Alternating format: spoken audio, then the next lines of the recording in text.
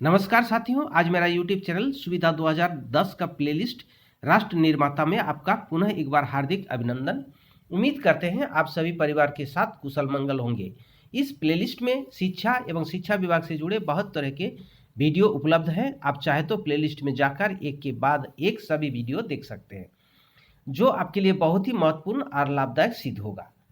शिक्षा ऋण से संबंधित मेरा वीडियो शिक्षा ऋण झारखंड गुरुजी क्रेडिट कार्ड योजना, उद्देश्य, विशेषताएं, पात्रता और आवेदन प्रक्रिया जरूर देख लिए होंगे। अगर नहीं देखे हैं तो मेरा चैनल में जाकर या वीडियो के डिस्क्रिप्शन में जाकर एक बार जरूर देख लें, ताकि अच्छी तरह से समझ में आए कि झारखंड गुरुजी क्रेडिट कार्ड योजना है क्या। इस वीडियो में स्पष्ट रूप में बताया गया है कि झारखंड गुरुजी क्रेडिट कार्ड योजना क्या है, जेजीसीसी योजना यानी कि झारखंड गुरुजी क्रेडिट कार्ड योजना का उद्देश्य यानी कि मोटिव क्या है, झारखंड गुरुजी क्रेडिट कार्ड योजना की विशेषताएं क्या है, झारखंड गुरुजी क्रेडिट कार्ड योजना का लाभ लेने हेतु जरूरी पात्रता यानी कि इम्पोर्टेंट एलिजिबिलिटी क्या है, झारखंड गुरुजी क्रेडिट कार्ड योजना आवेदन प्रक्रिया के बारे में सामान्य जानकारी दिया गया है। इस वीडियो में हम लोग बात करेंगे झारखंड गुरुजी क्रेडिट कार्ड योजना के लिए आवेदन प्रक्रिया क्या है, अर्थात इस योजना में लाभ लेने के लिए आवेदन कैसे करेंगे। तो वीडियो को स्किप किए बिना ध्यान से शुरू से अंत तक देखें, ताकि आसानी से समझ में आए। स्टेप को फॉलो करते जाएं और फॉर्म सही रूप में भरें।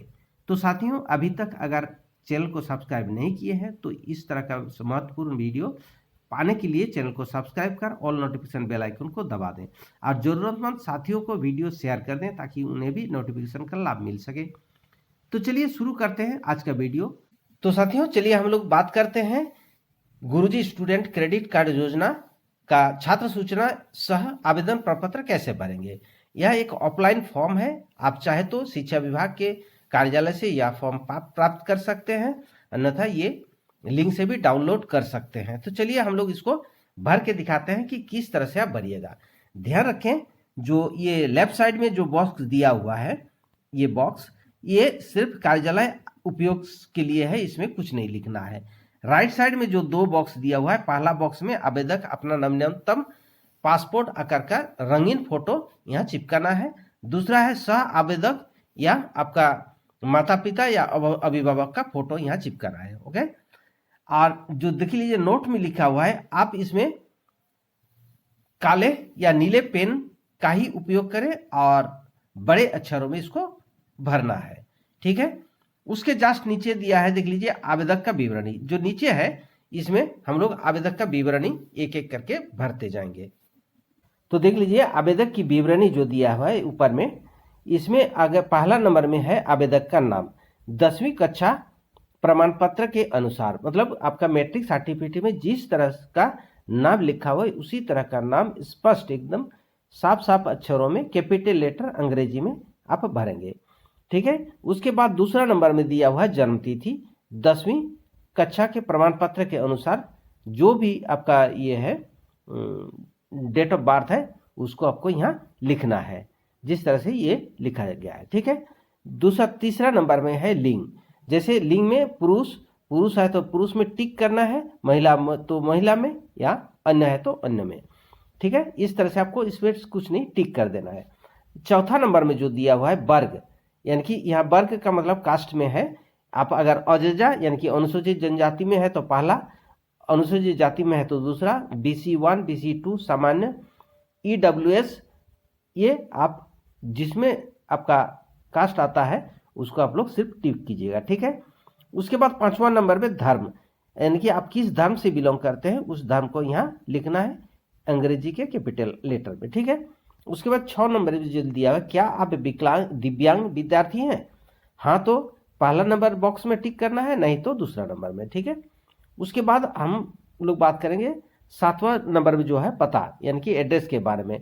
एड्रेस आपको ध्यान में रखना है, आधार कार्ड के अनुसार ही भरना है, और पत्राचार के लिए पता जो है अगर आधार कार्ड के अनुसार दूसरा कोई पता है तो ये दूसरा वाला बॉक्स में भरना है। ठीक है, आधार कार्ड के अनुसार अगर आप भर रहे हैं एड्रेस, तो ये आधार कार्ड में पहला दूसरा तीसरा इसमें नाम, पिताजी का नाम, ये सब दे दीजिएगा। ठीक है, नाम, पिताजी का नाम, और आपका यहाँ पिन नंबर देना है जो आधार कार्ड में दिया हुआ है पिन नंबर जिला का नाम लिखना है और राज्य का नाम लिखना है। ठीक है। अगर आपका आधार कार्ड के अनुसार आधार कार्ड के अलावा दूसरा कोई पता पत्राचार का पता है, यानी कि आप दूसरा कहीं रहते हैं, तो भी आप यहाँ अपना नाम, पिता का नाम, माता का नाम भी दे सकते हैं, पिन, जिला और राज्य का नाम स्पष्ट और कैपिटल लेटर अंग्रेजी में लिखना है। ठीक है। उसके बाद 8वां नंबर में जो है माता पिता का विवरणी देना है। पिता का नाम और माता का नाम दो अलग अलग कॉलम बना हुआ है, आगे हम लोग उसको भी देख लेते हैं। माता पिता का जो विवरण है, इसमें पिता का नाम में जो देख लीजिए, यहाँ पहला कॉलम में पिता का नाम है, दूसरा कॉलम में माता का नाम है, और प्रथम नाम में देना है। सोच लीजिए आपका 3 जो पार्ट में अगर पिताजी का नाम है तो पहला पार्ट में आपका पहला नाम लिखिए, जैसे रवि शंकर प्रसाद। अगर ऐसा है तो रवि आपका पहला प्रथम नाम हुआ, मध्य नाम हुआ प्रसाद, तो ये शंकर, और अंतिम नाम हुआ प्रसाद। ये इस तरह से लिखना है। अगर सोच लीजिए मध्य नाम नहीं है तो मध्य नाम को आपको यहाँ छोड़ देना है, आगे लिखना है, आगे लिखना नहीं है। ठीक है। माता का भी ठीक उसी तरह से, अगर सोच लीजिए उसको अलग अलग 3 तरह का ये है, भाग है, पार्ट है, तो 3 तरह का लिखना है। अगर बीच में नहीं है, जैसे सोच लीजिए ये रेणु कुमारी अगर है तो पहला नाम में रेणु और अंतिम नाम में कुमारी, बीच में आपको छोड़ दीजिए, है ना, छोड़ देना होगा। उसके बाद पेशा में क्या पेशा है, व्यवसाय है, नौकरी है, जो भी हो, इसमें आपको भर देना है। उसके बाद हम लोग आते हैं 9 नंबर में। 9 नंबर में क्या है कि वैवाहिक स्थिति है। अगर आवेदक या आवेदिका विवाहित है तो पहला कॉलम, दूसरा नहीं तो अविवाहित है तो दूसरा कॉलम, और तलाकशुदा है तो तीसरा कॉलम में भरना है। ठीक है। उसके बाद हम लोग और कुछ आगे बात करते हैं। 10 नंबर में आपको भरना है परिवार की वार्षिक आय। इसमें जो भी आपका आय प्रमाण पत्र से संबंधित जो विभाग या आय प्रमाण पत्र जो संबंधित पदाधिकारी से निर्गत किया हुआ है, उसके अनुसार जो भी आय, आप इसका सर्टिफिकेट डॉक्यूमेंट्स भी जमा करना होगा, ध्यान रखिएगा, तो उसको आप लोग यहाँ लिख सकते हैं। ठीक है। अब उसके बाद 11 नंबर में आवेदक का मोबाइल नंबर देख लीजिए, +91, ये इंडिया का कोड है। उसके बाद 10 डिजिट 10 जो घर दिया हुआ है, अलग अलग घर में एक एक संख्या लिखना है। उसके बाद अभिभावक का मोबाइल नंबर भी देना है यहाँ, वैसे ही जैसे आवेदक अपना मोबाइल नंबर देगा। इसके बाद 13 नंबर में ईमेल आईडी, आपका आवेदक का एक ईमेल आईडी यहाँ देना जरूरी है। उसके बाद 14 नंबर में शैक्षणिक योग्यता का विवरण। शैक्षणिक योग्यता का विवरण में जो पूछा जा रहा है उसको सही सही आपको अंकित करना है।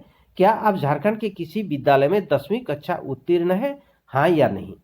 अगर हाँ तो पहला बॉक्स में टिक करना है, दूसरा नहीं तो दूसरा बॉक्स में। ठीक है।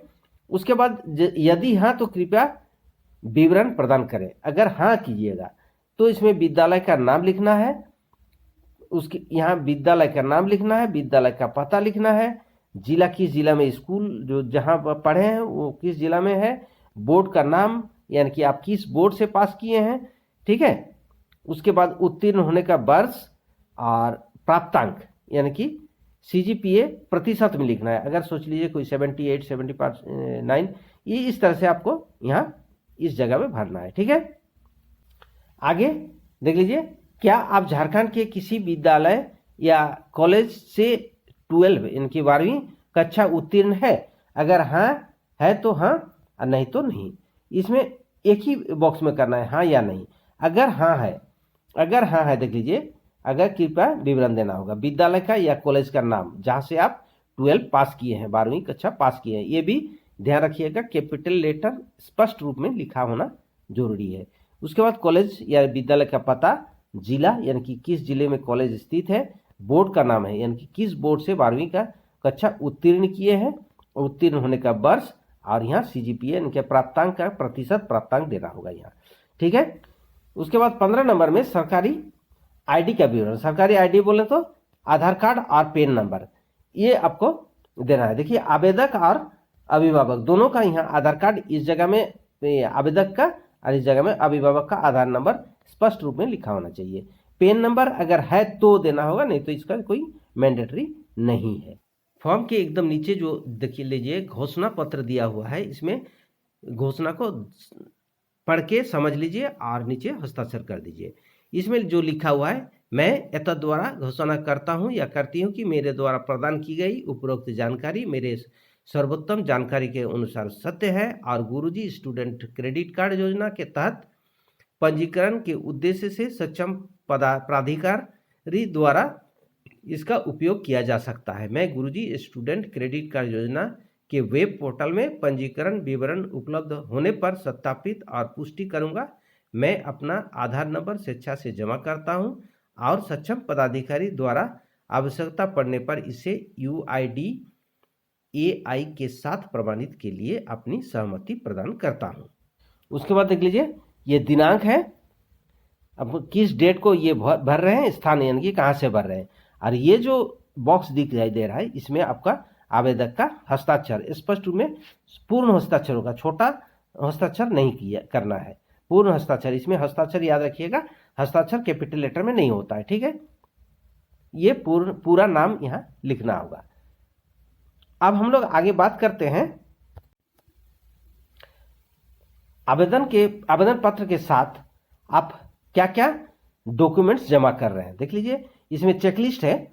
चेकलिस्ट में अगर सोच लीजिए यहाँ आपका जो आवेदन पत्र जमा कर रहे हैं इसमें संलग्न किए जाने वाले दस्तावेज की सूची के लिए चेकलिस्ट, प्रस्तुत किए गए संबंधित दस्तावेज के सामने टिक निशान लगाना होगा। ये जो बॉक्स है इसमें टिक लगाना होगा। देख लीजिए, इसमें पहला नंबर में जो है ये 10वीं कक्षा का मार्कशीट और प्रमाण पत्र, ये अनिवार्य है, यहाँ तो ये तो देना ही होगा आपको, ठीक है। दूसरा नंबर में 12वीं कक्षा का मार्कशीट या प्रमाण पत्र यदि लागू हो, अगर लागू हो तो देना होगा दूसरा नंबर, नहीं तो देने की जरूरत नहीं है। अगर नहीं है तो इसको क्रॉस कर दीजिएगा, ठीक है।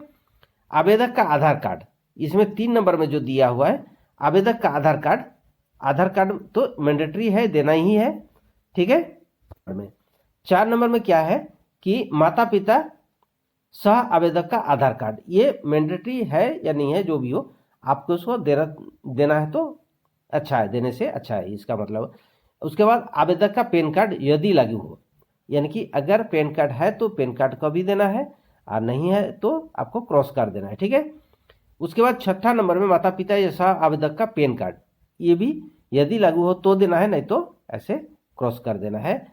उसके बाद 7वां में सक्षम पदाधिकारी से जारी दिव्यांगता का प्रमाण पत्र, अगर आप दिव्यांग हैं तो या नहीं तो इसको भी क्रॉस कर देना है, ठीक है।